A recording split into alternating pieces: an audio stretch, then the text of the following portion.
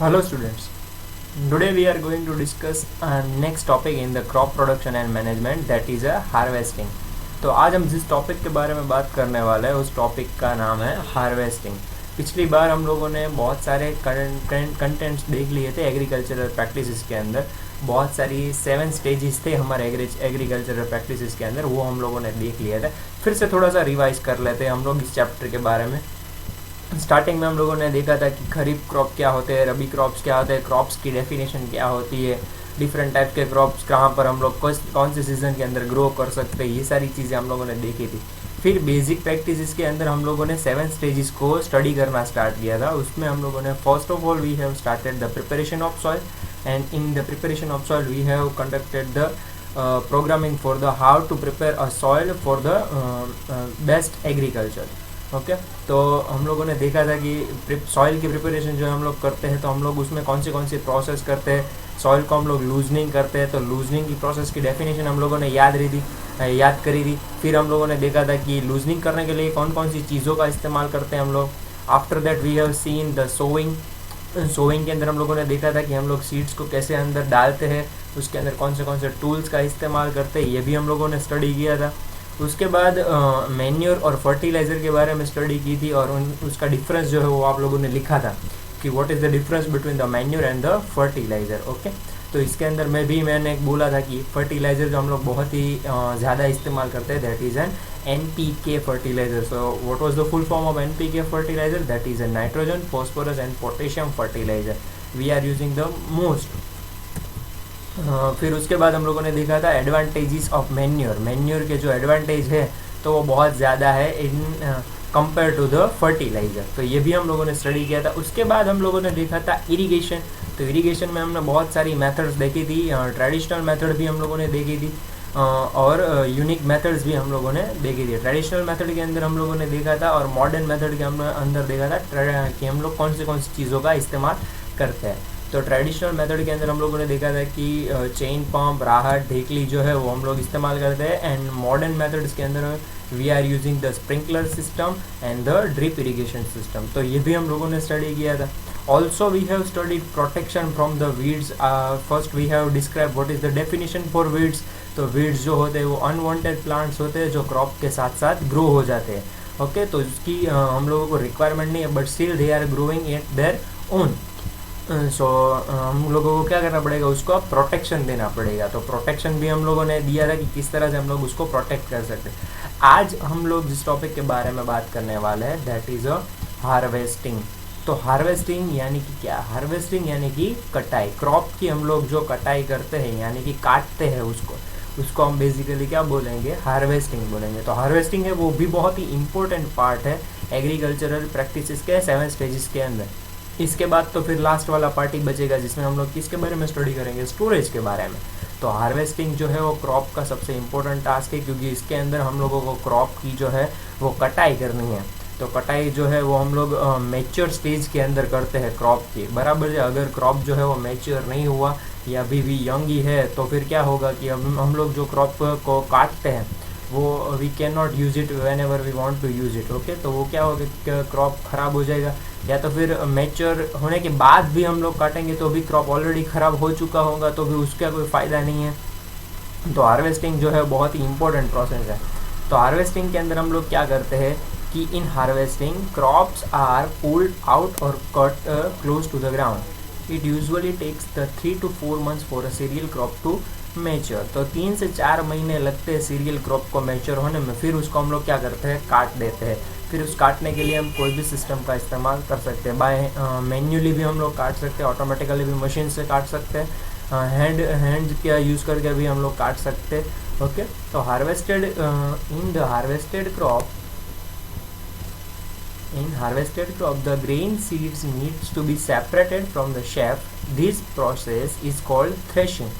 तो harvested crop के अंदर हम लोगों को क्या करना पड़ता है कि ग्रेन सीड्स जो होते हैं उनको शेफ से सेपरेट करना पड़ता है, और उस सेपरेट करने वाली प्रोसेस को हम लोग क्या कहेंगे, थ्रेशिंग कहेंगे। Okay this is correct. Threshing की डेफिनेशन जो है बहुत ही ज़्यादा इम्पोर्टेंट है। जैसे कि हम लोगों की जो डेफिनेशन थी क्रॉप के बारे में, फिर प्लफिंग के बारे में, लूजनिंग के बारे में, तो ये वैसे ही इम्पोर्टेंट एक डेफिनेशन है थ्रेशिंग की. The process is called threshing when the grain seeds needs to be separated from the chaff. It is called as a threshing. This is carried out with the help of machine called combine which is in fact harvester as well as a thresher. तो thresher का जो machine आता है वो क्या कर देता है हम लोगों को ये जो चीज़ें हैं तो वो सेपरेट करके हम लोगों को प्रोवाइड करता है. ग्रेन सीड्स जो सेपरेट होने चाहिए वो सेपरेट करके फिर हम लोगों का जो थ्रेशर जो मशीन है वो हम लोगों को क्या करता है सेपरेट करके वो चीज़ दे देता है. उसको भी हार्वेस्टर भी बोल सकते हैं हम लोग, उसको थ्रेशर भी बोल सकते हैं. फिगर के अंदर दिया गया है जो कंबाइन है वो यहाँ पर कि वो क्या करता है ग्रेन सीड्स को सेपरेट करके फिर हम लोगों की जो क्रॉप की प्रोडक्शन जो हम लोगों को चाहिए वो उसको क्या कर देता है कट कर देता है. फिर हम लोग सिकल का भी इस्तेमाल कर सकते हैं काटने के लिए. ओके, बहुत ज़्यादा लोग सिकल का और कंबाइन का इस्तेमाल ही करते हैं. ओके, अब एग्रीकल्चरल प्रैक्टिसेस के अंदर नेक्स्ट हमारा स्टेज है दैट इज़ अ स्टोरेज. तो स्टोरेज के अंदर क्या होता है, स्टोरेज जो है वो बहुत ही इंपॉर्टेंट टास्क है. Because if after cutting the crops where we have to store the products or where we have to store the crops.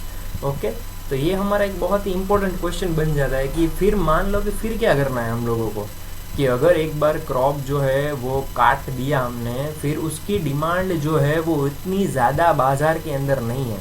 हम लोगों ने बना तो लिए है बहुत क्रॉप्स, तो क्रॉप्स को बनाने के बाद इतनी ज़्यादा अगर बाज़ार के अंदर डिमांड नहीं है, so what should we can do. Okay, so that is why the storage point is important for the agricultural practices. Storage जो है उसमें हम लोग कैसे स्टोरेज करेंगे. स्टोरेज जो है वो प्रोडक्शन का बहुत ही इंपॉर्टेंट टास्क है. If the harvested grains are to be kept for a longer time they should be safe from the moisture, insects, rats, micro organisms. तो स्टोरेज के अंदर हम लोगों को क्या क्या चीज़ें देखनी पड़ेगी क्योंकि क्रॉप्स जो है अगर हम लोग उसको कहीं पर भी रखेंगे तो वो ख़राब होने के चांसेस बहुत ज़्यादा है. तो हम लोग कहाँ पर रख सकते हैं उसको, किस चीज़ से हम लोगों को प्रोटेक्शन देना है. So first of all we have to protect it from the moisture यानी कि हमारे आसपास का जो कोई भी अनुकूल एनवायरनमेंट है तो उस एनवायरनमेंट के अंदर हम लोग क्या कर सकते हैं कि मॉइस्चर अगर ज़्यादा होगी तो हमारा क्रॉप जो है वो ख़राब हो सकता है. ओके, आफ्टर इंसेक्ट से भी हम लोगों को बचाना है. Then rats and then micro organisms आप लोगों का सेकेंड चैप्टर है वो इसके बाद हम लोग स्टार्ट करने वाले हैं. तो सेकेंड चैप्टर के अंदर हम लोग देखेंगे कि what is the micro organism जो होते हैं वो क्या करते रहते हैं. ओके, माइक्रो ऑर्गेनिज्म जो है वो हमारे फ्रेंड्स भी है और हमारे फोए भी है. What is the reason behind it, the why they are called friends and why they are called foe, तो हम लोग वो सेकेंड चैप्टर के अंदर देखें. बेसिकली माइक्रो ऑर्गेनिज्म जो होते हैं उसकी एक बेसिक डेफिनेशन मैं आप लोगों को दे देता हूँ. The organisms which we can not see by the naked eyes is called as the micro organism. तो हम लोग जो अपनी आँखों से, खुली हुई आँखों से नहीं देख सकते, वैसे जो ऑर्गेनिज्म है यानी कि वैसे जो जीव है, ऑर्गेनिज्म यानी कि कोई भी जीव, तो वैसे कोई भी जीव है जिसको हम लोग अपनी आँखों से देख नहीं सकते. इसका देखने के लिए हम लोगों को माइक्रोस्कोप का इस्तेमाल करना पड़ेगा. तो वैसे सारे जो जीव है वो देखने के लिए, वैसे सारे जो ऑर्गेनिज्म है वो देखने के लिए हम लोग माइक्रोस्कोप का इस्तेमाल करते हैं. और वैसे सारे जो ऑर्गेनिज्म है उसको हम लोग क्या कहेंगे, माइक्रो ऑर्गेनिज्म. तो वो भी हमारी प्रोडक्ट के लिए शायद क्या कहते हैं उसको डिसएडवांटेजेस कर सकते हैं हमारी प्रोडक्ट को, तो उससे भी बचाना मोस्ट रिक्वायर्ड है. फिर क्या है कि harvested grains have more moistures. If freshly harvested grains seeds are stored without drying, they may get spoiled or attacked by the organism, making them unfit for use or for germination. ये क्या कहना चाह रहे हैं हम लोगों को कि जो हमारा हार्वेस्टेड का जो ग्रेन सीड्स हैं हमारे हार्वेस्टेड ट्री, अगर उसको हम लोग ड्राई होने के बावजूद हम लोग क्या कर सकते हैं उसको स्टोर करने के लिए रख दें, तो क्या हो सकता है कि शायद वो ख़राब हो जाए ऑर्गेनिजम्स की वजह से. ओके, और फिर वो हम लोगों को यूज़ करने के लिए भी ज़्यादा अनुकूल नहीं रहेंगे. This prevents the attack by insects, pest, bacteria and fungi. तो हम लोग क्या कर सकते हैं उसको कि बचाने के लिए हम लोग क्या कर सकते हैं कि कोई भी प्रोटेक्शन के हिसाब से हम लोग उसमें दवाई छिड़क सकते हैं कि भाई इसको स्टोरेज रखना है तो हम लोग उसको दवाई थोड़ी थोड़ी छिड़क के रखेंगे. बचाने के लिए कुछ ना कुछ दवाइयाँ रखेंगे वहाँ पे, रैट्स को मारने के लिए, इंसेक्ट्स को मारने के लिए. Okay, this prevents the attack by insects, pest, bacteria and fungi. Farmer with small holding of land to land do the separation of grains and the shape by winnowing. You have already studied this in class 6. तो ये हम लोगों ने already study कर लिया है कि winnowing क्या होता है. तो विनोइंग यानी कि हम लोग जो स्टोरेज के अंदर हम लोग जो क्रॉप को प्रोटेक्ट करके रखते हैं, ओके, तो उसको हम लोग को कैसे रखना चाहिए वो विनोइंग हम लोग ने प्रोसेस पहले ही देख लिया. ओके, फिर क्या है कि स्टोरेज में हम कौन सी चीज़ों का इस्तेमाल करते हैं. अगर लार्ज स्केल पर हम लोगों को स्टोरेज करना है तो हम लोग इसका इस्तेमाल करेंगे, साइलोज का इस्तेमाल करेंगे और ग्रेनरीज का इस्तेमाल करेंगे. ग्रेनरीज यानी कि आप लोगों की फिगर में दिया ही गया है. ओके, आप लोग देख सकते हो कि साइलोज और विनोइंग मशीन यहाँ पर ऊपर दिया गया है, जिसके अंदर हम लोग क्या कर सकते हैं, विनो कर सकते हैं क्रॉप को. ओके, तो नीचे जो है वो साइलोज की फिगर दी गई है. साइलोज की फिगर के अंदर आप लोगों को दिखाया गया है कि क्या होता है कि बेसिकली हम लोग स्टोरेज इस तरह से बड़ा, अगर हम लोग इसको क्या बोलते हैं, कोठार बोलते हैं कि हम लोगों के पास अनाज के कोठार है. ओके, तो इसको कोठार ही बोलते हैं. फिर क्या है कि to protect them from the pest like rats and insects. तो वहाँ पर हम लोग स्टोरेज करेंगे तो यहाँ पर पेस्ट लाइक रेट्स और इंसेक्ट से बचने का बहुत ही ज़्यादा फ़ायदा मिलेगा हम लोगों को. तो ये हमारा जो है वो स्टोरेज है. स्टोरेज में हम लोगों को बहुत ही ज़्यादा ध्यान रखना पड़ेगा, क्योंकि यहाँ से हम लोगों का क्रॉप जो है वो बाज़ार में बेचने के लिए जाएगा.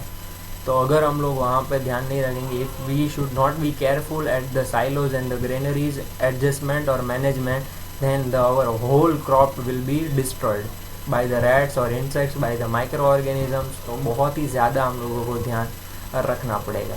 Okay, our last topic for the crop production and management, that is ये भी जो है वो ग्रेनरीज हैं. ग्रेनरीज यानी कि कोठार, यानी वो पहला जो था वो क्या था, हमारा फैक्ट्रीज था. फैक्ट्रीज के अंदर हम लोग बड़े बड़े स्टोरेज रखते हैं, तो उसको साइलोज बोलते हैं. ये जो है हमारे रूम के अंदर अगर हम लोग किसी क्रॉप को स्टोर रखेंगे तो उसको क्या बोलेंगे, ग्रेनरीज बोलेंगे.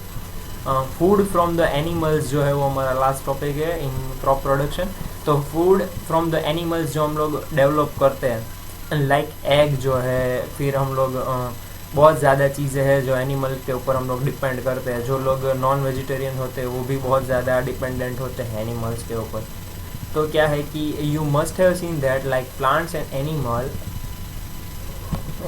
Also provide us with the different kinds of food. Many people living in the coastal areas consume fish as a major part of their diet. तो बहुत ज़्यादा ऐसे लोग हैं जो क्या करते हैं, फ़िश को अपने डाइट पार्ट के लिए इस्तेमाल करते हैं. तो ये एनिमल के ऊपर डिपेंडेंट हुए, उन लोगों ने क्या खाया, फ़िश को एज अ फूड कंज्यूम किया. तो that is why they are more dependent on the animals. In the previous classes you have learn about the food that we obtain from the plants. तो बहुत ज़्यादा plants के ऊपर से food भी हम लोग डेवलप कर रहे हैं और उसका भी इस्तेमाल हम लोग कर रहे हैं. बट ज़्यादातर जो भी एनिमल्स के ऊपर डिपेंडेंट हो रहे हैं, जो भी है ह्यूमन बींग्स, तो उसके लिए क्या क्या चीज़ें हम लोगों को रिक्वायरमेंट है.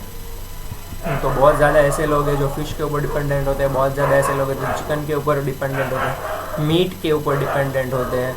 तो ये सबसे इम्पोर्टेंट है कि वो डिपेंडेंट है. We have just seen that the process of crop production involves a number of steps like selection of seeds, sowing etcetera.